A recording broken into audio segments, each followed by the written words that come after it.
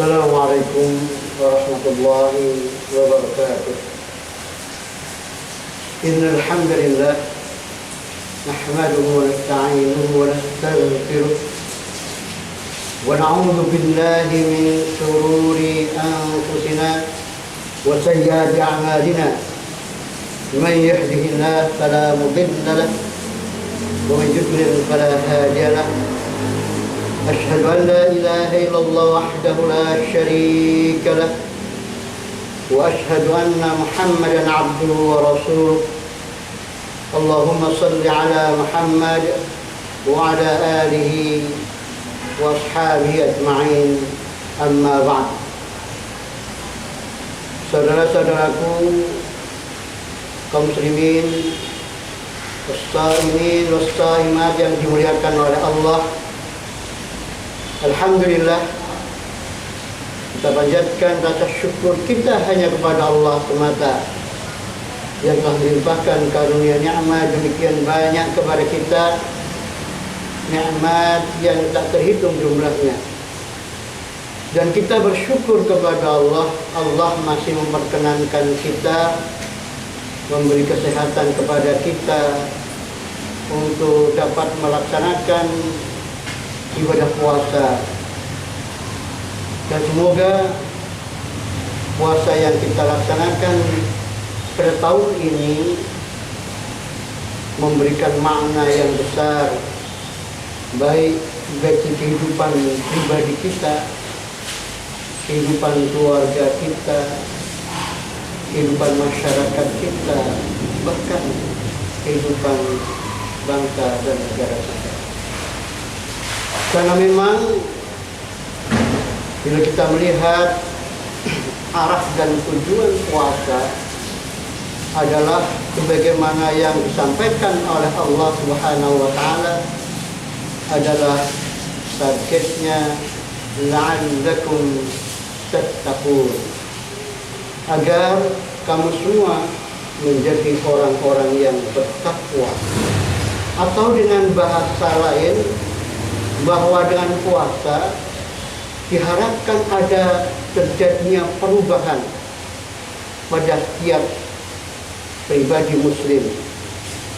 Barangkali lebih gampangnya adalah yang semula sudah baik menjadi lebih baik, yang sudah dermawan semakin dermawan, yang semula barangkali kurang baik menjadi lebih baik, atau bahkan yang semula tidak baik kemudian tergerak hatinya untuk bertaubat dan menjadi orang yang baik.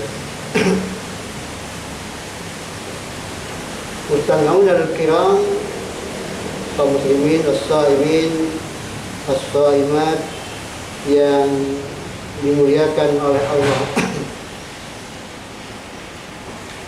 Mari kita coba renungkan firman Allah.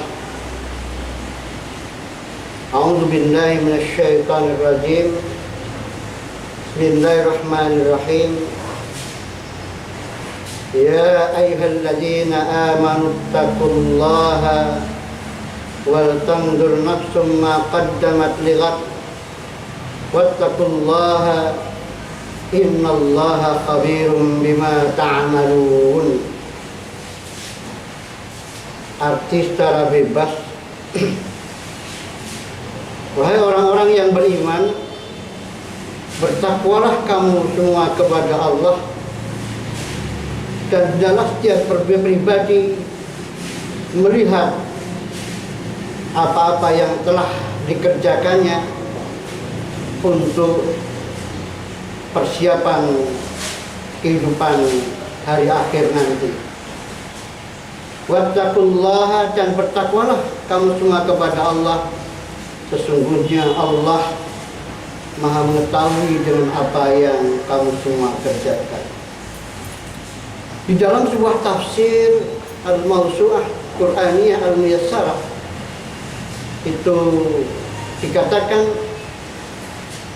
ya ayyuhal mu'minun ittaqullaha, wahai orang-orang yang beriman, bertakwalah kamu kepada Allah, bifi'li awamirillah, dengan mengerjakan perintah-perintah Allah, wa tarki nawahihi, dan meninggalkan segala larangan-larangan Allah. Secara spesifik kemudian dikatakan wal tandur kullu nafsin ayyi amalin salihin qaddamatu liyaumil qiyamah. Hendaklah setiap pribadi muslim untuk selalu menanyakan kepada dirinya ayyi amalin salihin. Kalau dalam bahasa Jawa tumindak becik menopo ingkang sampun panjenengan lampahi untuk menyiapkan hari kiamat. Pertanyaan ini sangat luar biasa. Kaum muslimin, as-saimin dan as-saimat yang dimuliakan oleh Allah. Artinya sebagaimana setiap kita sebagai seorang muslim selalu bermunajat kepada Allah, Rabbana atina fid dunya hasanah wa fil akhirati hasanah wa qina azabannar. Ya Allah, berikanlah kami kehidupan di dunia yang baik dan juga kehidupan di akhirat yang baik pula. Artinya bahwa yang kita inginkan adalah keseimbangan, bahwa kita menginginkan kehidupan di dunia yang baik, dan dengan kehidupan di dunia yang baik ini menghantarkan kita ke dalam kehidupan di akhirat yang baik. Cuman sayang, utamanya kira seringkali kita lalai bahwa kita lebih disibukkan untuk mempersiapkan kehidupan dunia ansih ketimbang kepentingan kita di akhirat. Satu misal, ketika seseorang menginjak dewasa, dia mempersiapkan bagaimana yang terbaik untuk dapat hidup berumah tangga. Setelah dia mampu membangun kehidupan keluarga, dia berpikir lagi untuk bisa kebutuhan primernya terpenuhi. Dia bekerja keras untuk memenuhi sandang, pangan, dan papan. Dan setiap orang dan setiap keluarga mempersiapkan itu. Setelah dia berhitungkan kemampuan finansialnya, kemudian dia mencoba yang pertama butuh alat transportasi, karena tidak mampu membeli dengan cash, dia kredit. Setelah dapat memilih kendaraan motor, transportasi nyaman, berpikir bagaimana dia harus memiliki papan yang cukup. Walaupun mungkin rumah minimalis, yang memperhitungkan cash flow, memperhitungkan pendapatannya antara suami dan istri, kemudian dia membeli atau mungkin kredit sebuah rumah kecil yang indah, yang idam-idam. Artinya untuk memenuhi kehidupan dunianya, setiap kita mempersiapkan diri dengan seluruh kemampuan yang kita miliki. Ya, kita perhitungkan penghasilan kita dan lain sebagainya. Saya mampu kredit motor, saya mampu kredit mobil, saya mampu kredit perumahan. Coba sekarang, ketika panjenengan memang sungguh-sungguh untuk menginginkan kehidupan akhirat yang baik, apa yang sudah kita persiapkan untuk akhirat kita? wal tanzur nafsum ma qaddamat lighad wal tanzur kullu nafsin ayyi amalin salihin qaddamat liyaumil akhir atau liyaumil qiyamah. Pertanyaannya sangat sederhana. Setiap kita atau perbuatan amal soleh apa yang sudah kita persiapkan, yang sudah kita lakukan untuk persiapan kehidupan di akhirat kita yang lebih baik? Pertanyaan ini sangat relevan karena sebenarnya kita semua meyakini bahwa kehidupan akhirat itu adalah kehidupan yang lebih baik, khairun wa abqa, lebih baik dan lebih kekal. Maka sudah selayaknya ketika kita mempersiapkan kehidupan di dunia yang baik untuk kehidupan akhirat yang lebih baik. Tapi ironisnya kita ini termasuk orang-orang muslim, seorang mukmin yang seringkali tidak memperhatikan kepentingan akhirat kita. Coba saya mau tanya, mungkin saya doa ini bertanya untuk diri sendiri, Bapak Mustami'un al-kiram.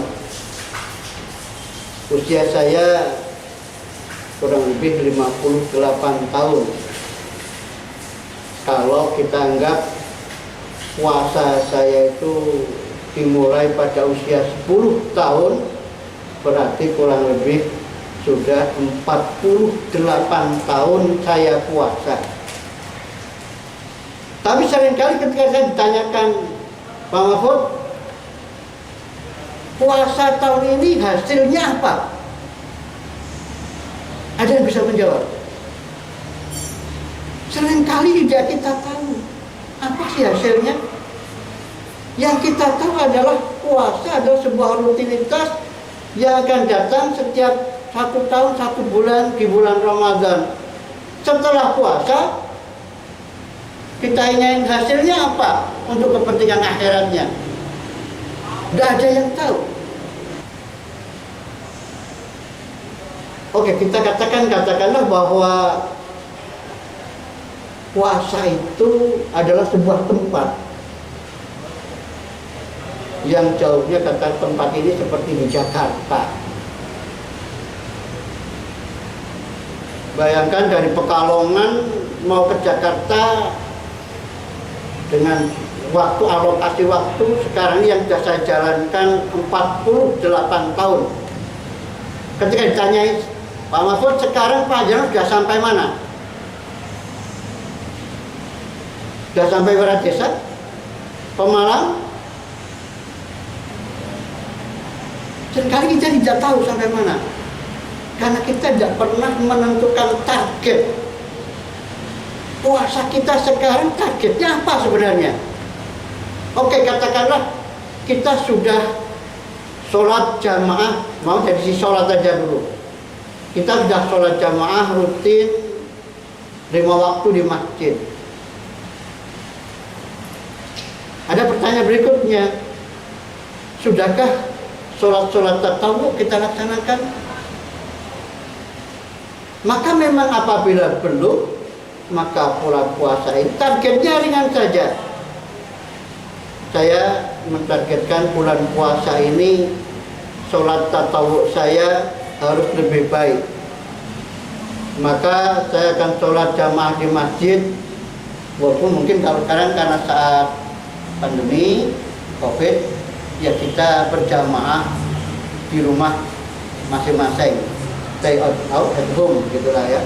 Kita berjamaah dengan keluarga di rumah masing-masing.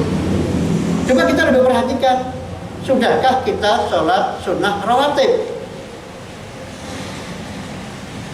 Nah, kita mulai bulan puasa ini untuk mengintensifkan, mengaktifkan sholat rawatib kita. Kalau sholat malam ini memang menjadi dorongan umum bagi umat Islam di bulan puasa pada sholat malam. Hanya saja asarnya nanti mestinya mendidik kita setelah sholat wajib kita baik, kemudian kita lihat sholat sunnahnya gimana. Nah, sehingga akhir puasa ada bisa kita menjawab, apa yang sudah kamu hasilkan? Alhamdulillah, insya Allah mulai bulan puasa ini sholat sunnah rawatib saya akan saya dawamkan, akan lebih menjadi baik. Ini sholat. Dan masih banyak lagi. Setiap orang bisa saja mentargetkan berbeda satu dengan yang lainnya. Saya punya target bahwa pada bulan puasa ini yang semula tidak menyisihkan 2,5% setiap bulan, seringkali menggantungkan penjumlahan di akhir tahun bulan puasa. Mulai sekarang setiap mulai bulan Ramadan ini akan saya mulai menyisihkan sebagian penghasilan saya 2,5% untuk zakat dan ditambah sedekah umpamanya 2,5% juga, sehingga pada mulai bulan puasa ini saya akan menyisihkan pendapatan saya 5% per bulan. Langsung kita coba buka rekening di bank-bank syariah. Tekad ini menjadi tekad yang ingin kita coba kembangkan pada bulan puasa, sehingga nanti ketika ditanya, Mas, Ramadan ini apa yang meningkat? Alhamdulillah. Di dalam hati tidak perlu menyampaikan kepada orang, alhamdulillah, mulai bulan Ramadan tahun ini saya sudah mulai aktif menyisihkan sebagian penghasilan saya 5%, dan saya punya tabungan khusus untuk zakat dan sedekah. Itu real, gitu kan. Sehingga memang perlu asesmen setiap kita ini. Kalau perlu di meja belajar kita coba, kita tulis apa yang ingin kita tingkatkan. Umpamanya ibadah, sholat, puasa, sedekah, zakat, kemudian yang lainnya. Dan itu perlu dievaluasi setiap bulan, gitu kan. Bulan pertama kita evaluasi, wah, sholat saya yang belum berjamaah di awal waktu ternyata masih 25%. Artinya pada bulan berikutnya kita harus memperbaiki 25% yang tidak sholat jamaah dan awal waktu itu, sehingga peningkatan kualitas ketakwaan kita itu terukur. Dan ini yang belum pernah kita lakukan. Barangkali ini yang saya katakan dengan manajemen ibadah. Kalau kita kembalikan tadi, panjenengan berkeluarga, menyiapkan ingin punya motor, bisa kredit motor, direncanakan, ya kan, dengan sesuai kemampuan, pendapatan dan penghasilan suami istri.